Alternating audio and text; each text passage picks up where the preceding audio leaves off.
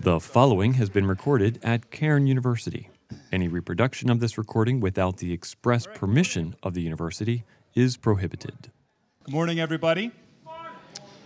I have the duty of facing you as well as facing these folks, so I'll try to do my best to turn back and forth here. But thanks for coming and taking a few minutes to hear some of the things that our graduates are doing. Before we get started, I did want to just explain a little bit why we decided to do this. Why do we have 4 of our graduates here taking time out of their schedules, time off work in some cases, to come here and sit in front of you?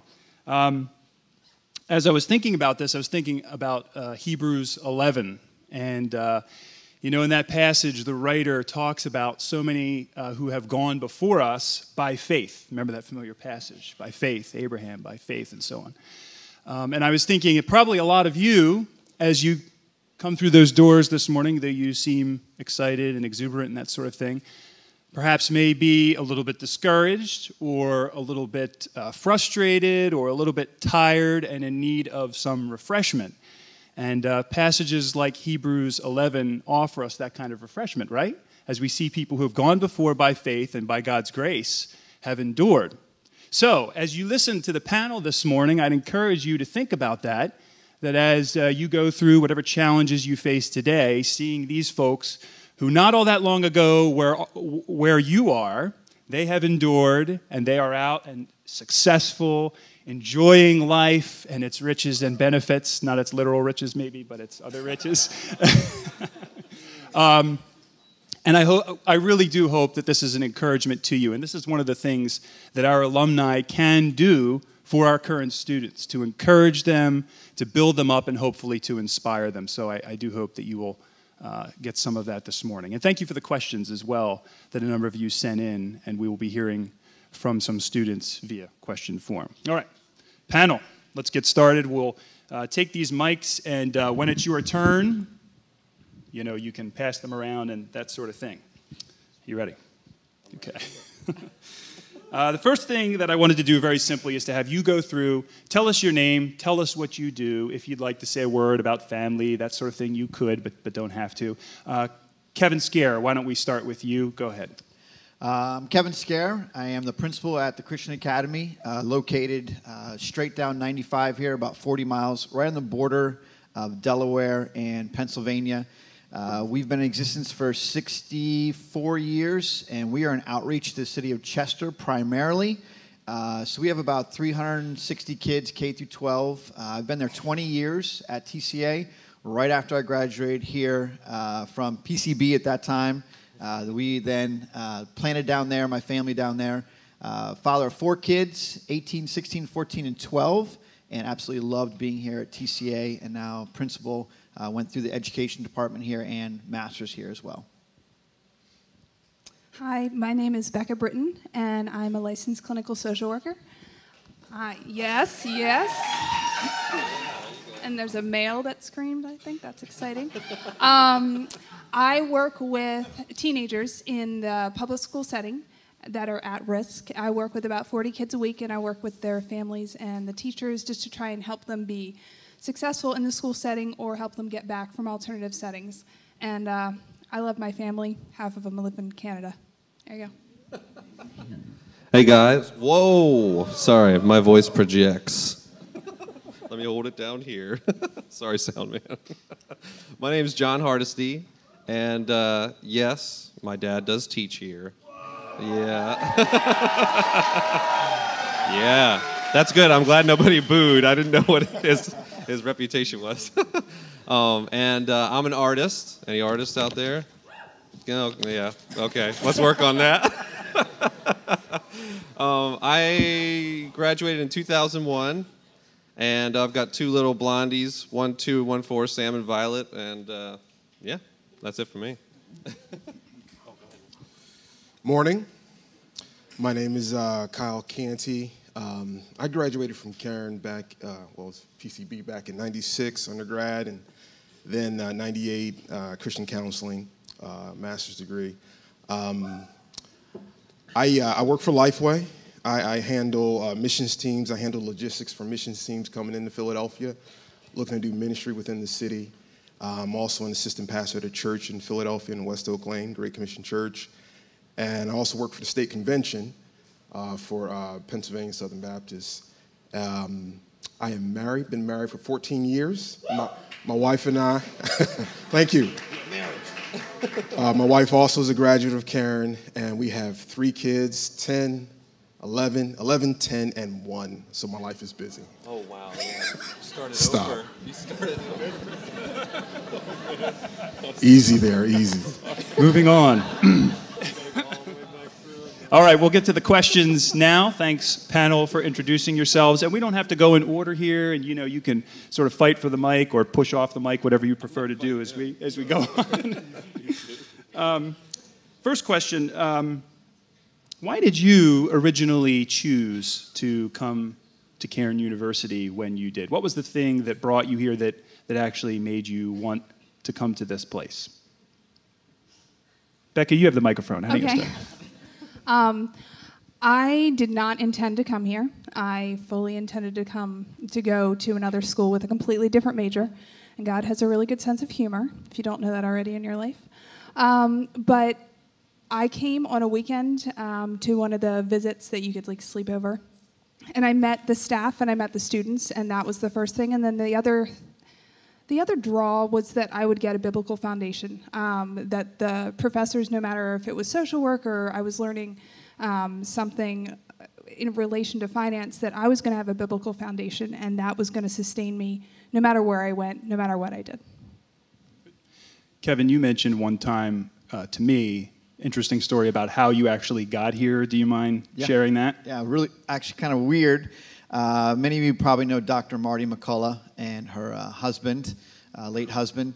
I was actually in Long Island, New York as a youth pastor, but wanted to go back to school and looked into education, which schools had a great education major, and had narrowed it down. I knew Cairn. I didn't know anything about them personally, really, but I thought, looks like a really good school, and was narrowed down to about 5 schools. And then Dr. Marty McCullough called me at home. I have no idea why. She actually doesn't even remember calling me. But I got a phone call at home saying, well, what are your thoughts? Do you have any questions about the education program? And she told me her passion for young people, her passion for education, and that was it. I knew that I was not going to go anywhere else. So I got a personal phone call from the chair of education. That was it for me. She wasn't calling me because I was worthy of anything, but just the personal interest she took. And so, and she became a huge influence in my life once I got here at Cairn. So that's pretty cool. I got a personal phone call from Marty McCullough, and came here, brought my family over.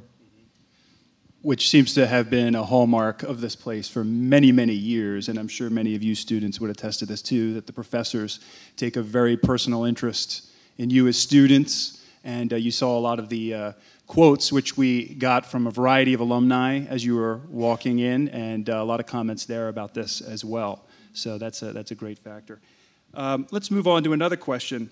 When you were a student here, what did you think you would be doing when you are roughly around the age that you are now? If you projected forward when you were a student and you could think of the 32, 38, 40, whatever, 45-ish self, wow. I don't know all the exact ages here, just trying not to offend anybody. What did you think that you would be doing, and did that come to fruition? Why don't we start with Kyle?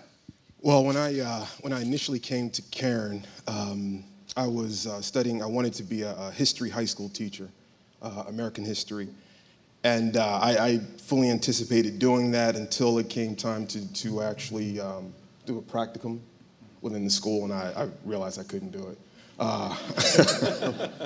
But I knew that God had a different call on my life. But when I initially arrived at Cairn, so I went through kind of 2 stages. Initially, I wanted to be a high school history teacher in the inner city.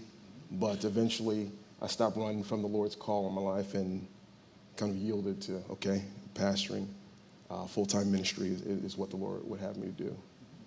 So it has changed, in short, from what you had expected? Yes, a lot of changes, a lot of transitions. Good. Jonathan, how about you? I know a little bit about your fascinating story. Go on. Yeah, I definitely did not envision myself as an artist at all. I actually hadn't drawn until I was about 21 or 22 after I graduated. or done anything. And then I hit it really hard, took this classical route and went real intense with it. But I actually, when I was my wife, I met her here, and she, it was probably the first month or two after I met her, I told her, she said, well, what's your major? I said, oh, Bible. She said, what do you want to do? I said, I want to be a pastor, I think. And she goes, no, that's not going to work.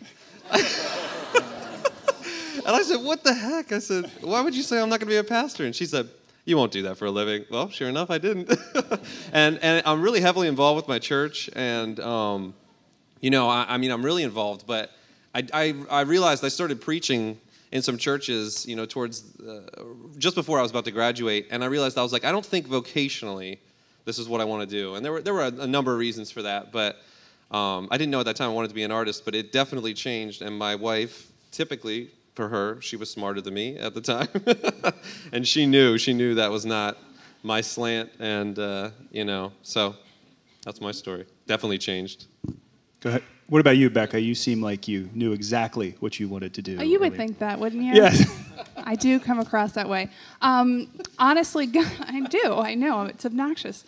Yeah. I wish you could hear his side comments. Hold the mic up if you're making side comments. I said she's got a little funky like hair color going on. She's a little unpredictable. I said she's not so, you know, set. All right, no more talking, Jonathan. Now stop. I mentioned God's sense of humor. Like, I was not going to be a social work major. It was not going to happen.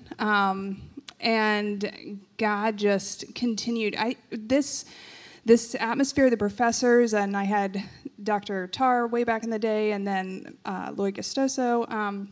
We had, like, God just used this time and this place to just burn away the hardness of my heart for people. My dad's a pastor, so I love ministry, but to do it all the time and to be hurting with people, that was something I don't think I wanted to do at the time, but God just pursued. And so, no, I did not think I was going to be doing this. I started in straight mental health. I loved it, which tells you a little bit about me. And then and now I work with kids, the teenagers, and they're just awesome. So just the chance to touch them. Kevin? What was the question again?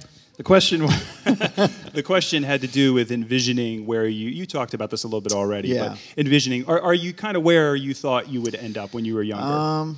I did not think I'd be a principal. I did not think I really had claimed to get down that far. I love teaching. I think that, and I really want to speak to you education majors just to encourage you that Cairn was so prepared me. As a principal now, one of the joys I have is I contact Cairn immediately and say, please give me your teachers that have just graduated. So this past year, we only had 3 openings. We hired 2 Cairn graduates. The year before that, we hired Cairn graduates. I'd say they're about a year and a half, 2 years ahead of the norm of other teachers, which obviously as a principal then makes my life a lot easier to say, wow, they're so prepared. They're ready for the classroom. They know the expectations. And so for us, that's huge. And for me, when I graduated, I was already on track. I knew I wanted to be in education. I knew I wanted to be with kids all the time. I was a youth pastor beforehand, and I just didn't enjoy seeing them only once a week. And I thought, what can I do where they can't leave me? And so I thought maybe education, and they have to listen to me. And let me do that, be in the classroom. So I love the classroom. And so for those of you, just to encourage you, the impact teachers have on kids is exponential. It is huge. And so you're with them all the time. You get to know them inside and out. And so you have a huge opportunity. So for me, that was my passion. That's still in there. So. By the way, students, maybe, just a suggestion, you don't have to do this, but as you're listening, each of these individuals could represent a fantastic contact for you, depending on what your intended major is, where you're going to go. So education majors, Kevin Scare, the Christian Academy. If you're interested in social work and pursuing that, Becca would be a great contact, and so on. So keep that in mind as you talk. My wife, Laura Wambold, who was also a graduate of Cairn University, herself was a teacher at the Christian Academy for about 4 years, right after she graduated here, and loved it, loved her time there, and enjoyed working with Kevin very much too. So it's a great place. All right, let's move on. And I think I'd like to direct this question particularly to Becca and Jonathan. Rachel Wynn, oh, by the way, the coffee cards, okay? As I mentioned, those questions that students pose that we use, you get a free coffee at the Highlander Cafe. As a matter of fact, it's not just coffee, it says on the back, item of your choice. So this works for a smoothie as well. Go easy on the alumni budget, please. Don't pick all the smoothies because they're the more expensive part, but pass those down. You can put those on the table there. And so here's one for Becca. Rachel Wynn, you can come up at the end and get a free coffee coupon after you talk to Becca.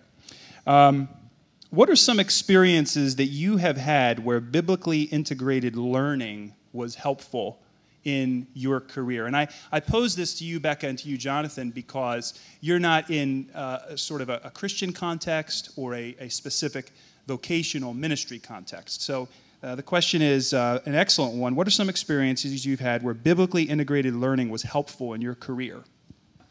Yeah, mine's probably, you're probably wondering, why do you need to be a Christian to do that, right? That's probably the hardest that you'd think to integrate it. But in fact, I've found it's really interesting because the best artists are authentic ones, regardless of what they're saying. The best artists you're going to be authentic about your work. It's going to be a representation of you.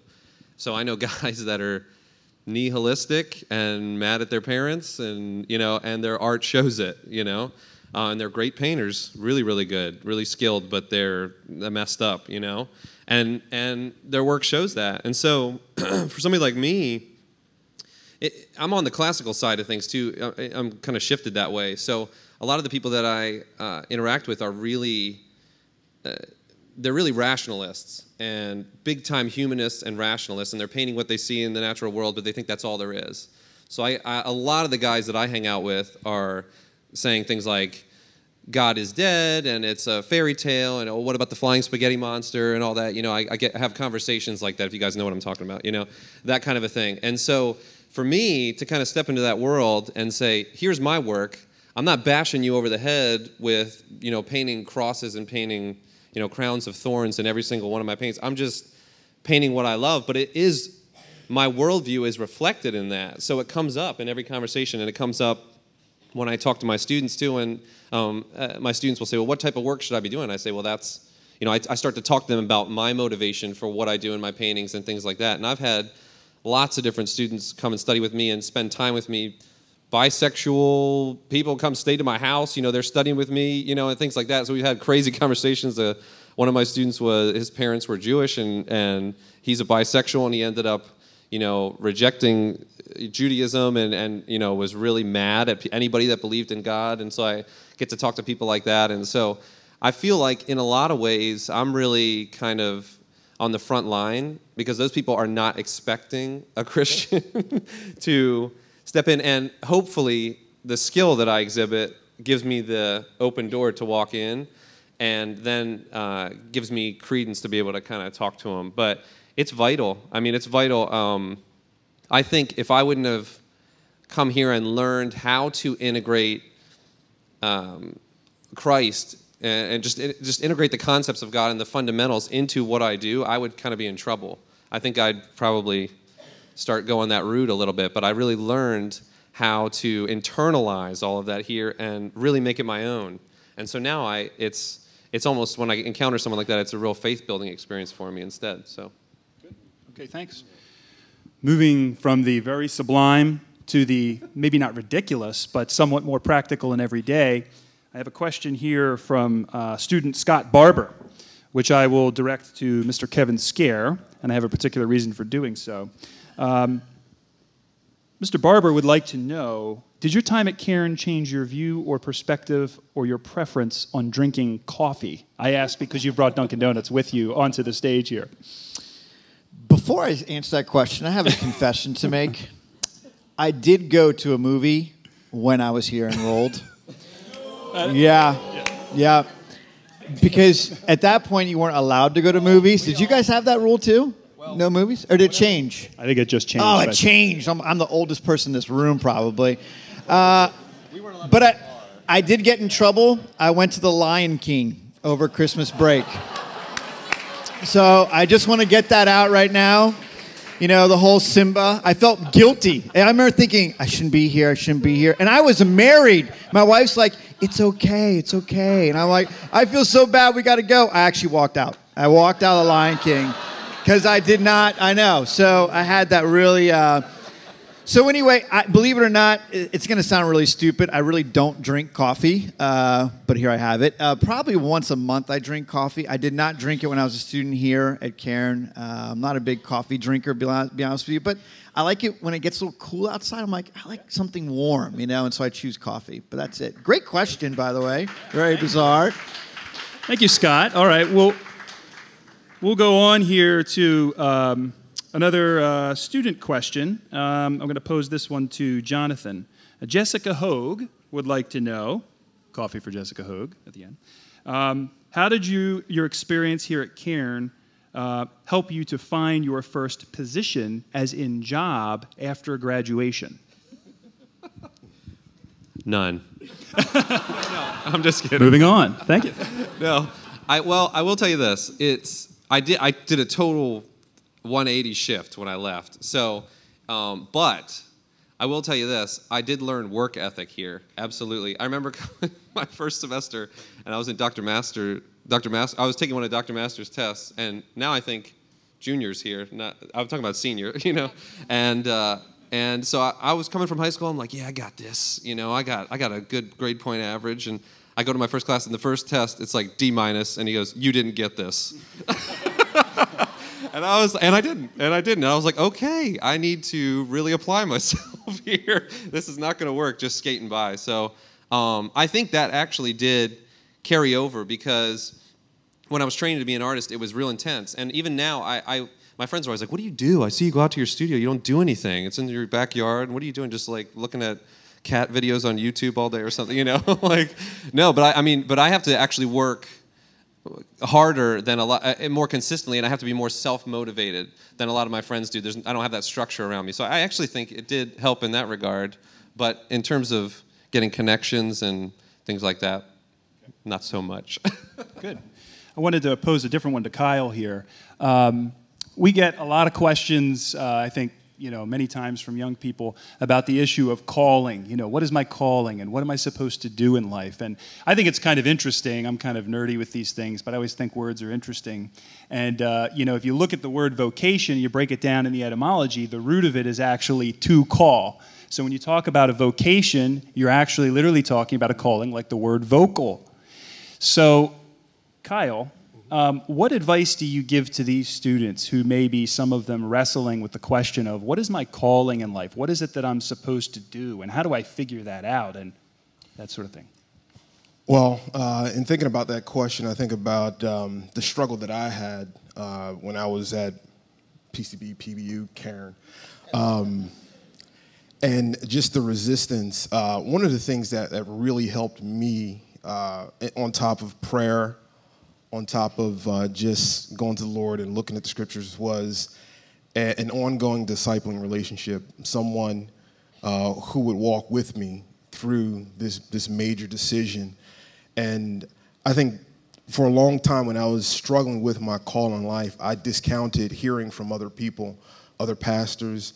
I constantly, I was, one of the things that I resisted with regards to my call was what I knew of what my dad went through when he was a pastor, and just the pain of growing up as a PK and just saying, I don't want anything. I see a lot of nodding here. Excuse me, Kyle. Or people. And so I had to get through that and really heal through that. But it was being together in fellowship and relationship and community with others, other leaders who could walk me through. And through that, I was able to really just kind of rest and experience some peace on top of all the other, just praying and just kind of ultimately surrendering to the Lord that, this is what you want me to do. I'm willing to do that. And I just, one of the things that I just want to encourage you to do as you go through Bible, you go through college, is to not divorce yourself or separate yourself from community, from discipling relationships. Either you're discipling someone or you are being discipled by someone within a local church. Because there's a tendency, there were many days where I was on campus and I just thought that going to a Bible class was enough. I just thought that just kind of existing up here was enough, and it wasn't enough. We need community. We were designed for community, and it helps with regards to our direction, your calling in life, to be around other people to help you walk through that, to making that decision. What about you, Becca? You work with young people a lot. Do you have any thoughts or advice on people who are looking for, what they're supposed to be doing and what their calling may be? I think that what Kyle said was true. Like, you need to be in the Word, you need to be praying. Community is a huge part of it. And then just be open, because I would have never, ever predicted that I would be working with students. And in 10 years, I don't know that I will be working with students. I really feel like God sometimes has us in places for seasons, maybe working with a similar population, but maybe not doing the same exact thing. So I think being malleable and just being open to God shaping you and changing so that it's for His glory. One of my closest friends, their family moved to Africa after years of him being a principal and her being a stay-at-home mom, because that was where God planted the seed 10 years ago, and then it grew to fruition. So just be open. I think that would be my biggest word of advice. And don't, if you've got a plan, be ready to use your eraser, or God will use His. Good. Very good. All right. For a moment, we'll take a brief break from these very serious and heady questions, and I want to move through what I'd like to call the lightning round, which is, thank you. I will pose a question, and I'd like to hear the answer that comes to your mind first, and you can have maybe like a one sentence or two qualifier, but that's it. So we'll go right down the line with these, okay? Are you prepared? Ready. Mr. Scare? Yeah. Okay. They're not that hard, but what's the last movie that you would admit weeping over?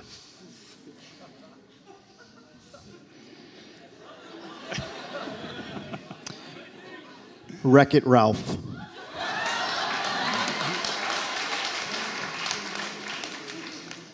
Like, we cried? You wept, yes.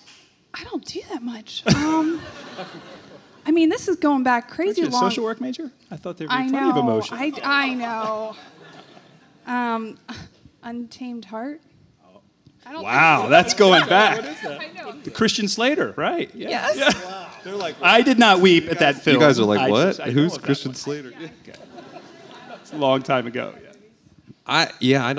I must be cold-hearted because I can't think of anything either. It's probably something really heavy like Schindler's List or Right. Saving Private Ryan or something like that. That was probably that or Babe. Babe was really touching. That's true. Yes. One of those. Yes. Having children, we watched. I cry a lot anyway. Just it just comes with the job. But we sat down, the whole family, my wife, 3 kids, and we watched Frozen. And you know how you just kind of play it off like it's allergies or just dust. But I mean that was just, it was just it was powerful. Undeniable. I mean, it was just powerful. Have you seen Toy Story 3? I think it was the last Oh one. my goodness. Yeah. When the boy goes off to college, Yeah. I mean, that kind of I stuff. lost control at that point. And it's weird because you think just because it's Disney and it's animated, you walk into that, you think you're safe, you think it's just laughs. It's not. There's so many social commentary, there's so many themes that relate to all of us, so yes. All right, right back to you here, Kyle, since you have the microphone. Do you prefer cats, dogs, or neither? I prefer dogs. I prefer dogs. Cats are fickle. They are. Is this belief that they're social. They're very antisocial. They're very selfish animals, and so I love the dogs. Dogs, they give back love. I mean, it is a reciprocity. I mean, it's just they give back love. There's unconditional love there. Cats, there's not. I got to agree. I like dogs. Now listen, I like a free spirit. I'm not against cats, but I just want something that at least I can control a little bit, you know? And so dogs, at least I can say, please don't pee on that, you know? And you can make a dog not do that, but a cat, not so much. I love both. If I had to pick one, I would pick cats. I have 2 dogs. I have 0 cats. I've run over at least 5 cats. You guys are sick. You guys are so sick. I do not attempt to miss cats. I aim for cats. So there will never be a cat in our house. Nothing. I'm so sorry. Just apologize for you cat lovers. I actually teach Bible doctrine at our school, and I do say cats are a part of the fall. I do say that.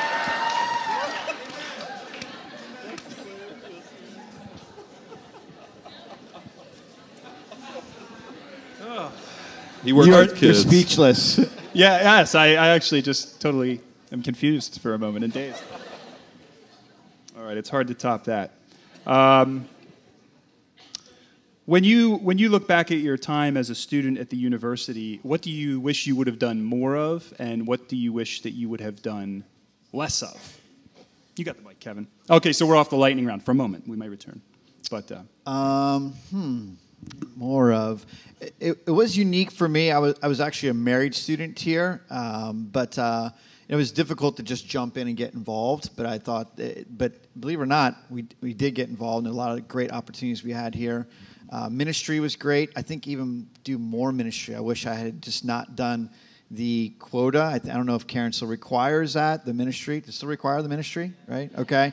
So even more so, just not done the bare minimum with that. Done more with that. I remember checking off and going through that process. But really, to jump into that and fully embrace that ministry and even different types of ministry to find out my niche with that. I think something I would have done more so, just jump in ministry.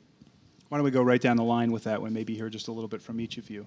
What would you have done more of and maybe less of?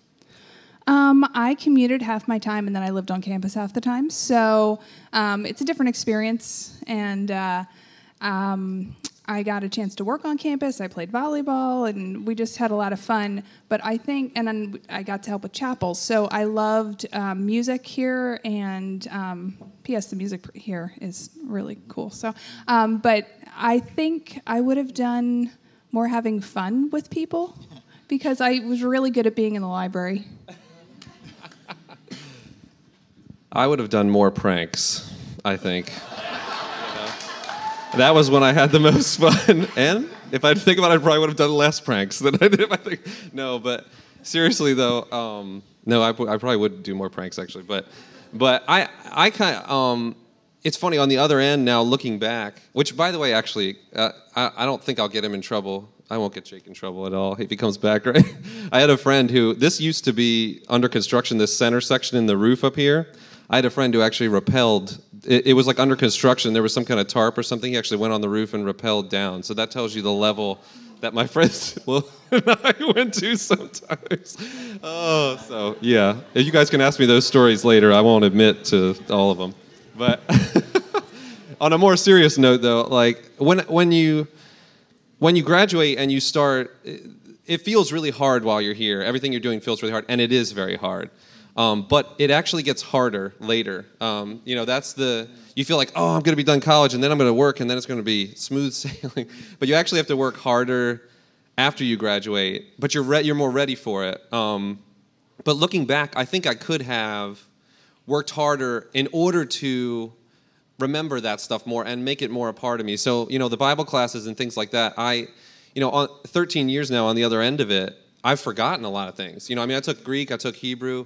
I don't use them every day. I remember some things, but I don't remember a lot of them, And so, and even the classes, there's things that I'm like, what did, Brian Taves say about this? I'm trying to remember, I know he said something that was really good, And so really treasure this because it's a rare thing in your life that you get to spend this much time digging in with these teachers who know what they're talking about. Not only know what they're talking about, they're passionate about it. Like, get every ounce of it from them that you can, because you're going to wish for it later. You really are. I wish I could just kind of have them in a room and be like, all right, teach me what you taught me before. I need a refresher, really. So I would have done more of that. And less, Well, I say less video games, but it was really fun. I don't know. I would agree. I look back on my days in the classroom, and it was just an amazing experience to be under professors and to be given the tools that I'm still using to this day. And but I wish I would have friended some of the professors more and kept up with them. I have a lot of respect for a lot of the profs here and the rigor. I mean, I've been to other schools, and I mean, it's a beat down, but it's good. Just the amount of work and just the things that you just remember because it's so rigorous. And I just wish I would have kept up with some of the profs. I just kind of been away from Cairn for after graduating. I just feel like, you know what, I just want to kind of go away from this place. But I wish I would have kept up with a lot more of the profs. I wish I would have developed some relationships with some of my classmates and kept up with them over the years. That was something that I really missed less of. My wife, we were kind of courting when we were both going to Cairn. And I think I probably spent a little bit too much time trying to distract her from work and things like that. I wish I would have. And she still graduated like with excellent grades and things like that. But I wish I would have been a little more of a supportive boyfriend, I guess, at that point. All right. Our time is just about gone. What I'd like to do is just pose one final question for just like a real quick response. And I'll mention the question now and then tell you how we're going to kind of wrap up here. Jared Kaiser, a sophomore business major, asks a really good question. How would you finish this statement? The most valuable thing I gained from Cairn University was. So you can think about what your response would be, just a one-word or one-sentence response. And here's what we'll do. After we hear these responses, I'd like to recognize the panel after that. We'll clap for them and thank them for being here, and then I would close us in prayer, and then we'll be dismissed. So the question, again, we'll start with you, Kevin, and work our way down. Just a real quick response. How would you finish this statement? The most valuable thing I gained from Cairn University was? Spiritual disciplines. A biblical foundation.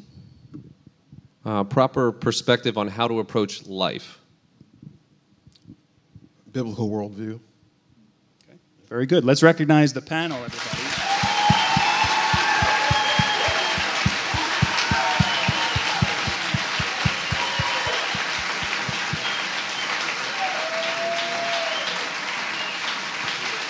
Okay, we'll close in prayer, and then you'll be dismissed.